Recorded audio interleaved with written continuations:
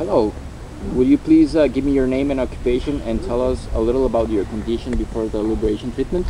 Good morning, Oscar. My name is Tony Tavares, and I'm from Kitchener, Ontario, which is just 45 minutes west of Toronto. And I have secondary progressive MS, and I am 40 years old. I was diagnosed in 2004, and it was actually, give you specific dates, it was December 17th, 8 days before Christmas. And 2.5 weeks before my second child was born, Anthony, which, you know, he's my Tony Jr. He looks just like me. He's handsome. My career, I worked for a U.S. company in the commercial roofing, contracting, construction industry, and I no longer do that because of my limitations of my legs. Some of my symptoms, I can walk but not very far, so this summer was the first summer I really relied more on the wheelchair to get me around. It's more of a safety issue. I'd rather not fall anymore because I've got a lot of scars and bruises from it. But anyhow, that's it. Is there any other little question about that, Oscar? Have you seen improvements after the treatment? Yes, immediately. Not like I can't run or do the marathon, but there was a lot of some of the things immediately that I felt was energy.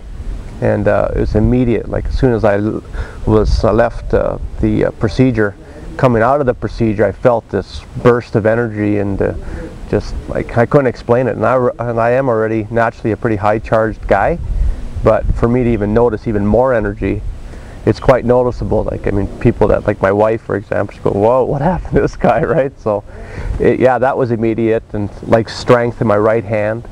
Like I had some limitations with my right hand. It's still, as you can see, it's not as powerful, but it's getting there, you know, and things like that. So that's great. What would you say to those who are skeptical about the results? Well, there's always going to be naysayers in regards to the CCSVI treatment.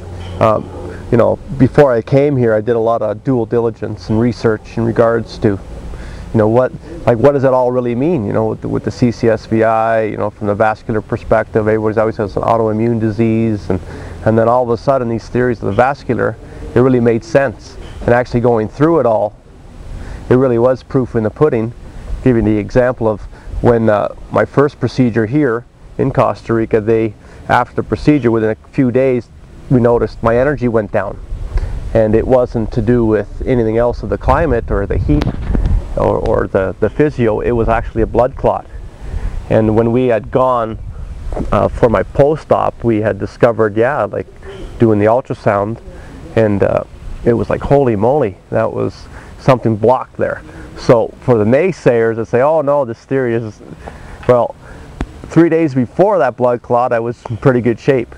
As soon as the clot came and blocked, that theory of if there's a clot or a blockage, something, so it's proof that there is something to the theory. So keep on rocking. How would you describe your experience in Costa Rica with the hospital, the physicians, the staff, hotel? Well, the immediate word that I use it a lot, it's top shelf. For me to describe that further, first rate, like right down from the moment my wife and I came here to Costa Rica, being picked up at the airport. I mean, everything was smooth. You know, the driver picked us up immediately, had our name, Tavares, got us into the van.